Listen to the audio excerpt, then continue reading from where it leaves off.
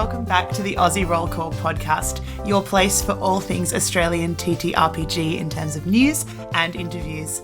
This week we are joined by another guest. It's Saz the Meeple from Meeples and Dragons. This chat focuses on why Australian-based stores are so very important, the challenges of importing things to Australia, live stream production, as well as Jasper's Game Week and more. So let's head over and have a chat with Saz. Hello, everybody, and we are back chatting about all things TTRPG, and we've got a lovely, lovely guest with us today, who I have had the benefit of working with before on a couple of different things. So, lovely, lovely guest of ours. Tell the lovely listening audience who you are, what you do. Who is this voice they're about to listen to for the next 20 to 25 minutes? I'm Saz the Meeple, or Saz from Meeples and Dragons. I'm our resident Dice Goblin and Twitch producer. That's pretty much me in a nutshell without going into too many things. Too many things, I think, Dan, correct me if I'm wrong, too many things is just D&D, TTRPG, etc. people in a nutshell? Yes, the multiple hats that we all wear. You're a producer, you're a store runner, you're a creator of amazing big projects. What's your starting relationship when it comes to TTRPGs? Where did you start? How did you get to where you are in the loosest sense of that? Like my very first experience? That's up to you. You can. It's a fun one. Everyone loves it when I get to tell that story, and I don't get to very often anymore. So I started in 4E in my mid-20s. John had been badgering me for years to pick up D&D and play with him and the guys and what have you. And so I did. I played a little rogue called Fidget, who has made reappearances through streams over the years because she's my favourite. And she earned her name in her very first session by rolling a 1 when unlocking a door with a bunch of mobs on the other side. She got the heck out of Dodge, left his warlock there to die, and it's just, that's it. That was my first TTRPG experience, and I was sold because his character just about died doing that. So, So your first memory is betrayal. Excellent. Yes. Just, hi, Here I am. I stuffed up. Bye-bye. And what got you from I stuffed up goodbye to running Meeples and Dragons and doing all of the wonderful things that you do now? It went from just playing as much D&D and whatever I could sink my teeth into whenever I could. And then during the depths of that first year of having a very tiny human with the sleep deprivation and what have you, and my husband not really enjoying his work, I had the random thought of, wouldn't it be cool if we had a board game cafe or something like that? And it just sort of went from there. And we kind of this isn't just, a little conversation topic we're having anymore. There's something in this that we really, really like. And we sort of dug into it and ended up with an online store and kept going from there. How many years has it been? We officially set up in 2019, at the end of 2019. So right before all of the fires and then the floods. And not the best time, but we're still here. So right before the world turned into a TTRPG, it feels like, where we were all rolling nat ones for a while. Yep. What about Twitch producing and actual plays and Jasper's Game Week Aussie edition, which ran for a few years? I know he's not running anymore. What about those things? Where did those come along after we're going to start a store so that we can sell the things that we love anyway? Where did that come from? Oddly enough, not too long into the whole year that shall not be mentioned, we made a lot of friends overseas in the TTRPG space because that was one of our things. We worked with overseas creators to bring their stuff over here while shipping was the way that it was. And so we saw that Jasper's Game Day was looking for sponsors for their 2020 games. And the game that we ended up sponsoring was on at 3 a.m. our time. So we couldn't even sit up and watch Stefan, I'm going to totally screw up his last name, Pekornicki from Dwarven Forge. He was running a good old Thaco game. It was intense. It was crazy. It was fun. But we didn't even get to see much of it at all because it was at 3 a.m.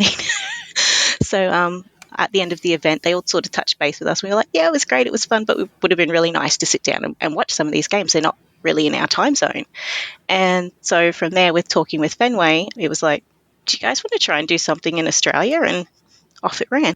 3 years of that in Australia, and couldn't have been at a better time, I don't think. I think everyone switched over to online gaming during that period. I think there's a lot of people who play TTRPGs now in games with each other who met because of Jasper's and the conversations that Jasper's created, which I'm sure is something that you've found positive things in as well.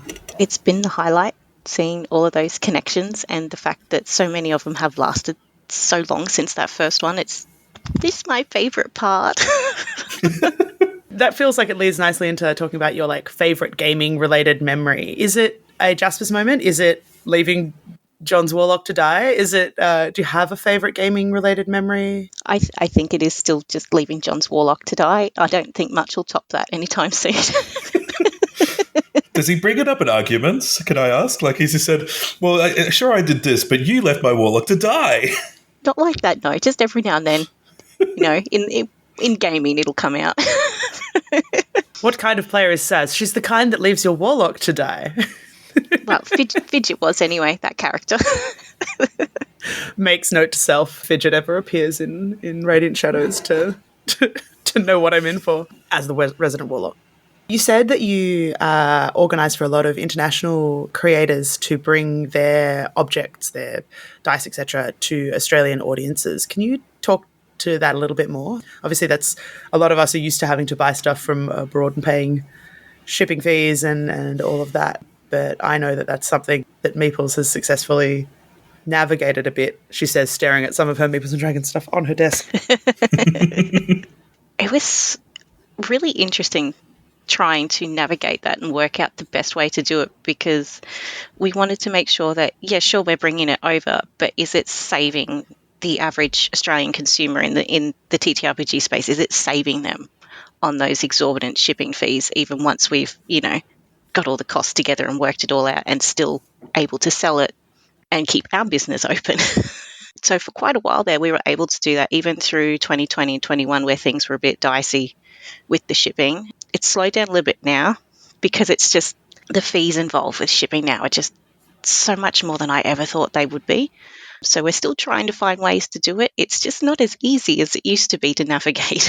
Can I just add, so just in case we have listeners who aren't from Australia, just what we're talking about here, when you're in Australia and you try and order something from the States or from Europe, quite often it'll be an extra $100 or so in shipping, almost double the price, or the price of the item itself, depending on how big it is. So it's definitely a big challenge that we overcome down here. Actually, I just saw that yesterday when I went to order something for a friend's birthday that I definitely can't get here. And if I wanted it in a decent time frame, it was like 100 and something for shipping. I was like, oh, heck no, we'll do the slow way. It gets here when it gets here. You will get a nice card that says it's coming and it will get here not soon. Yeah. Just as long as it doesn't get lost in Chicago, we're doing good, because everything just goes there to die in the mail process. You're not wrong. Do you have favourite things that you sell through Meeples and Dragons, or things that are best sellers that people seem to love that our audience might be like, oh, I'd like to get my hands on that? I know my favourite's the chonky dice, which I'm definitely not playing with right now. They are good. They're fun. Our best sellers are actually our own creation, which was our TTRPG themed glassware. But my favourite is still the Dogmite. Nothing beats their beautiful craftsmanship on timber. Like, a dice box is literally just one solid piece. There's no joinery. It's not going to break. I love them. Actually, speaking of things you've sold, I have behind me a red box with some doors with some drawers in it that have numbers on them that I had a lot of fun opening one year at Christmas. Can you talk to a little bit? I know that one of the things you sell is your dice advent calendars when it comes to the end of the year. Can you talk about the process that goes along with doing something like that? They're so much fun. It's like my inner dice goblin gets to go haywire. I get to decide all the things. They are, excuse my language, are an absolute pain in the ass, if I'm being completely honest, to put together, because there is nowhere in this country to do the packaging. So you spend months trying to find the right thing that will fit a full set of dice, and it's got to not just fit one full set of dice specifically, because dice come in so many different sizes now, and it's a headache. But the end product is totally worth the effort, because I know everyone loves them. Everyone has so much fun with them. I think the first year was 2021 was the first year we did it. So it was like that second Christmas after COVID, but things were still really quite bad for a lot of people. We got a lot of messages that year from people who got the Advent saying, this has been the absolute highlight of my December. Thank you so much for making this a thing that we get to do. And that just keeps me going when I'm packing them boxes, because as much as I love the dice, I hate packing them. So it's nice to know that other people really enjoy the process of getting that experience right before Christmas. Every day they get a little box of shinies and off they go. Can say, having opened one, great time. Yep, it's an excellent time. Well, you mentioned that you work on some Twitch producing. Do you want to talk to a little bit of that, given, we've already said that Jasper's is sort of done, sad as that may be, or done in its form as it was. Yeah. That was sad news when I heard that Jasper's game day was closing. But it's for the best reasons, and I really do hope that Fenway gets to go out, work out exactly what it is she wants to do now that she's in college. I'm like, go Fenway, do that, experience all the things, and then work out what you want to do. But so that's what got me started on producing, was seeing all the behind the scenes with that and learning little bits here and there before taking it on myself like the crazy person I am last year. Do not necessarily recommend unless you have a lot of caffeine at your disposal. But it was just all of the little details and watching them come together and building them all, and not just the people aspect of it, but literally the programs and the software and all of the little assets and the music. And I love details. So producing really ticks all those boxes for me, getting to do that. And then there's the fun, even funner aspect is getting to work with members of our Australian TTRPG community, because our streams are not just, my best friends that I've played D&D with for 10 years. They are people from all walks of the Aussie TTRPG space. And so getting to work with them and getting their voices into the stories that we're creating with them, what's better than that? Dan and I work together on another TTRPG actual play, and I think we can both say that we have a lot of respect for the people who do the producer side, because I don't want to do it. It's not for everyone. That's why I'm doing it. No, it's genuinely we're so lucky to have not just our producers here for this podcast, but for the other one we do. It really does make it easier to do, because otherwise it's too much work for the people on board. That was the deal when we set up the Twitch channel, because Hamish wanted to DM, but he didn't want to have to control all of the little bits. I said, well, you DM, I'll learn how to do it. And here we are. Do you have any, I guess on that note, do you have any advice for anyone who might be wanting to make that same deal with someone or start it up? YouTube is your friend. There's so many incredible people who will happily explain step by step everything you need to know about Streamlabs, Stream Elements, your bots like Nightbot, OBS. If you want it, it's there, and they will walk you through it. They're happy to do it. It's brilliant. That's how I learned. Cool. And trial and error is also the fun part. Yeah. So do you kind of look at the old streams now and go, oh, I was such a beginner back then? A little bit, yeah. I think when we brought out our second stream, I got to do a little bit more. So, we started to bring in your stinger transitions and stuff like that, because our second stream was a Fallout stream. So we have the big vault door opening like you'd get in the video game. And I remember when we first aired the first episode, it was actually Hamish who came from me, and he's just like, they get all the fancy stuff, we don't. I'm working on it, all right, I'm working on it. So now our second stream now has a proper intro. No, our first stream has a proper intro in their second season. So Fallout still doesn't have that. So, you're both getting a little bit of everything. Do you have a favourite detail that you look for, both in ones that you produce and ones that you watch? Like you mentioned music and other assets and things like that. Are there things that you like to look for or get the most enjoyment out of detail-wise? I like looking for all the little hidden details, because there's always something that a producer has put in there because it was just the thing that they needed to see on that screen. And you're always going to find it somewhere, but you've really got to hunt for them. And I love doing that. Sometimes it's the borders on a frame. They're not just, a boring rectangle or a square or something. They've got that little touch in there to spice it up a little bit or whatever, but it's still on theme with everything else. Details. Well, now I have to ask what your favourite detail is that you've added to one of your streams, Saz. Can't say it's that you look for the details. If I can't then ask, what detail have you hidden that I'm now not going to not be able to see? I have to think about it now. I don't know. That's really hard because there's so many little details in everything. I think my most favourite one at the moment would be the the little text effects and transition things that I got to play around with that intro for Radiant Shadows, because that was fun. It's like going back to high school and doing my video course all over again. Dad, do you have any questions for Saz? I feel like I have steamrolled through a whole bunch of questions, as I am wont to do. Well, I was just going to bring up, so you've mentioned Jasper's game day. I'm familiar with it, but I just thought we might just explain that as well, just in case there are people, especially now that it has wound up. So my understanding is it's a suicide prevention fundraising day? So Jasper's Game Day was an American charity that was set up by Fenway Jones and her father to fundraise for mental health awareness and suicide prevention charities in the US. They set up the event called Jasper's Game Week, following having a massive amount of success doing so at little conventions and stuff like that to raise more awareness for these wonderful causes. So Games Week became a thing. So when it came to Australia, we had Beyond Blue was our beneficiary for the first 2 years. And then in the third year, we got to work with Black Dog Institute, who were just the most incredible people to work with for that. And I'm really looking forward to being able to work with them again in the future, honestly. Just the best people. Awesome. And the other one as well, so you mentioned you've got your different products on your website. I mean, I'm a big fan of your glassware, but have you considered going into other TTRPGs? Because it's only 5e. At least what I've seen. Yes, we do have plans. I would really love to see us finally work out a design for like a keeper for Call of Cthulhu. Get that in there. Get some Dice Goblin representation going. I know that Pathfinder also has a few different classes to D&D in the fantasy setting, so I'd love to try and get into that a little bit as well. These are all things that we've talked about, just never had the time to finish. That's okay. Just know that some people are waiting impatiently on the side. And I keep being asked about, is it the Blood Hunter, I think it is, or whatever it is, from the Matt Mercer class. We tried.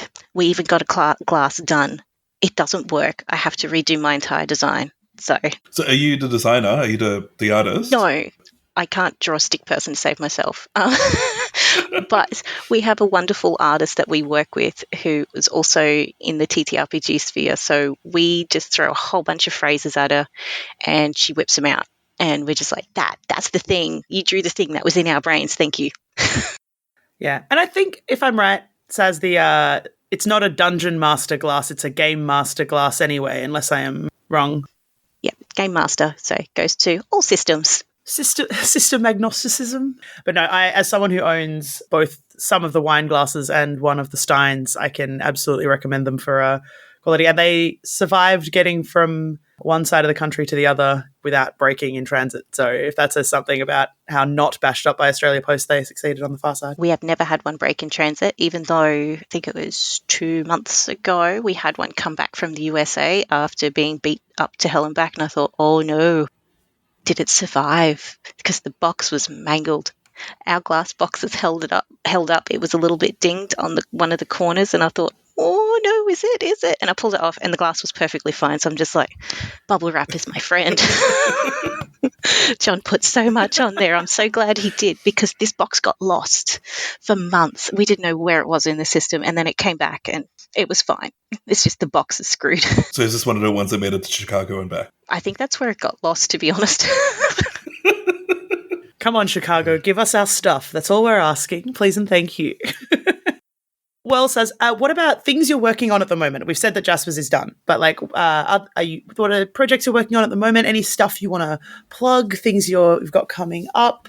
Places people can find you if they're looking for pop-up, get yourself your glassware moments? We're actually not as busy as we normally are this year. I think we're eyeballing Supernova Brisbane later this year for the store itself, but for a people presence, we will be at PAX as always, going around the panel circuit and seeing everybody.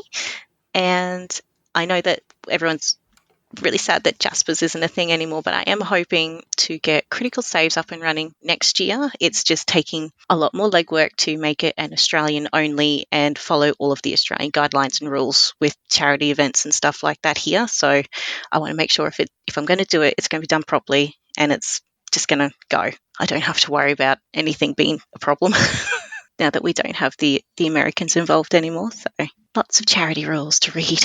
And obviously you've got your 2 streams. Do you have a schedule or thing that people can... I can quote these off, but it's way better if it comes from you and I'm not just shamelessly promoting things that I'm on whilst interviewing somebody else. We've got our Radiant Shadow stream every second Saturday night at 7 p.m. AEST and every second Friday night, but on the off weeks to Radiant Shadows, we have our Fallout stream, which is It Fell Outback, and it's all Australian themed, absolute chaos and mayhem. What we might do now is, as we have been doing with all 3 of us when we did our intro podcast, with everyone we've spoken to, people we've done Vox Pops with, it is time for the most important 5 questions, Saz. They are the most important. They determine the kind of TTRPG person you really are. Oh no! And that's our fast 5 questions. Are you ready? Are you mentally prepared to be asked some critically important, never before seen questions? Bring it. And completely judged on every answer too. So, probably the most important. What is the best gaming table snack? What's the snack of choice? Oh, I'm a candy girl. I've got to have my sugar. Anything particular? Nope. No, just lollies. Just sugar. Bring it. Sugar. Let's go. A little blue sack that just sits next to you. You just pour it down you go. Pretty much. What about now, we said favourite dice. We've gotten answers that have been both like type of dice, shape-wise, and or set of dice. Or both. Oh, I can't answer that one. Dice Goblin. Come on. I have so many dice. I really have to think about this one. Do you have a favourite shape, like D4, D8, D12? Oh, I love liquid core D20s, actually. They're a really good fidget. That's fair. Do you have a favourite liquid core? I know you guys sell them, so... At the moment, if it's blue, I'm all over it. So blue liquid core dice at the moment. Do you have a favourite game to introduce new players to? I reckon rules light stuff. So like your Kids on Bikes and Kids on Brooms and stuff like that. That's a really good entry point for new players because they don't have to think about it. What about your tabletop must-haves? You've got your dice, you're ready to play. What else has to be at your table? Good pens and paper. I'm a notorious note taker, so got to have a good pen. Do you have a specific favourite pen in that case? Inky pens, like a good, really inky pen. It can't be ballpoint. It's got to flow nice and quick across that page. Fair enough. I'm not a pen person, but I feel like pen people are a different level of goblin than I can reach. We are. And I respect it. The crossover between dice goblins and pen goblins is a circle. If you could have a companion or like a minion animal robot, like a familiar in D&D 5e, what would it be? Oh, Albert. Just a mini one that could follow me around like a cat. So a cat-sized owlbear? Yes. Cat-sized Albert. I need this. I feel like they'll be just as destructive as a normal cat. They would. Absolutely. Have you seen their claws? I mean... But would it be fully grown at that size, or would it be like a baby? No, that's got to be like a good sized cat. It's fully grown size. I feel like you must have had fun in that moment in Baldur's Gate 3 when you got to have your owlbear come back to camp. There you go. Saz's happy moment having her pet owlbear.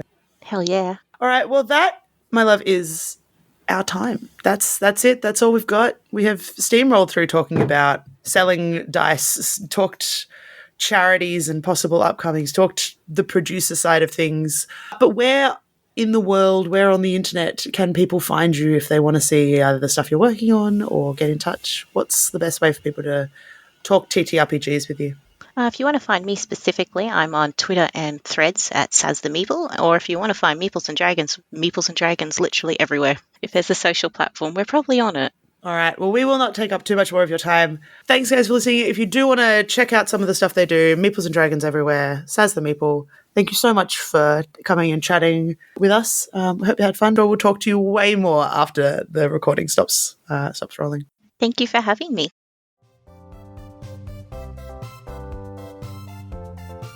Welcome back to the Aussie Roll Call News Roundup, bringing you a curated selection of news from the Australian TTRPG scene. The first piece of news I have is about a crowdfunding campaign.